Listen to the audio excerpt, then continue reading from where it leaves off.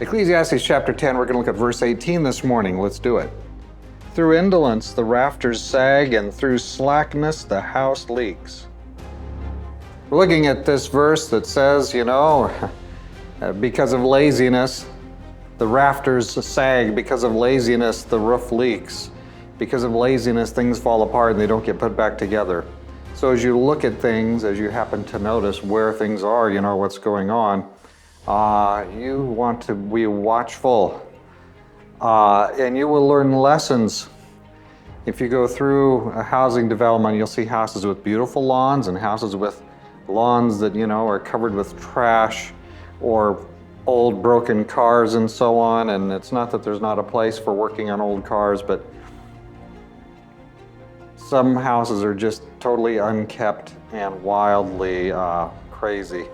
So anyway, we're noticing that we're seeing evidence. Our eyes, the world presents evidence before our eyes. There's evidence of laziness and there's evidence of non-laziness. So when you see a place that's in order, that's a signal, that's a help. When you see a place that's a scrambled mess, that's a help.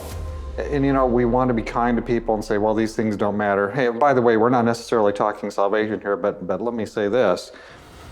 God ordered the universe. There was nothing, and he made it with order, right? Okay, when he created, it all spewed out into a perfect order. Of course, then sin came and damaged it, and God knew that was something that would likely happen there. So yes, right now the universe isn't perfectly ordered because there's mess up in it, there's sin in it. But order is good. Order is of God. The angels, we understand, move in perfect order. Of course they would, because they are God, they're sinless, and they are God's messengers. We, as Christians, I wonder how we should behave then. Since we're on God's team, shouldn't we be having some degree of order? And so God has ordered things together. He puts together a church. A congregation is not made up of like the pastor and everybody else.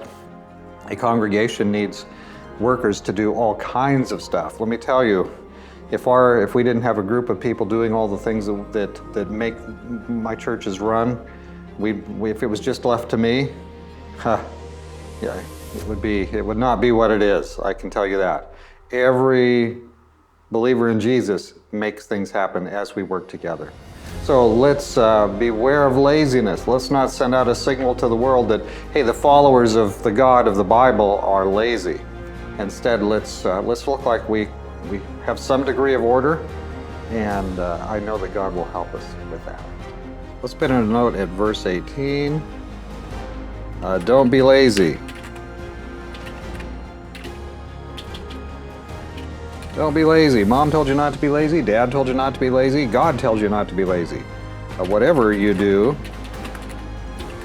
make sure it's wise, and then do it with might, so that you might have the blessing that goes with it. But yeah, if you don't take care of stuff, it's going to break down. Watch out for that stuff, because that'll save you a lot of trusting in people. If people have all got broken stuff and there's no serious reason for it, there might be some kind of lazy going on there. You and I, let's not be lazy. Tomorrow morning, we're looking at Ecclesiastes chapter 10, verse 19.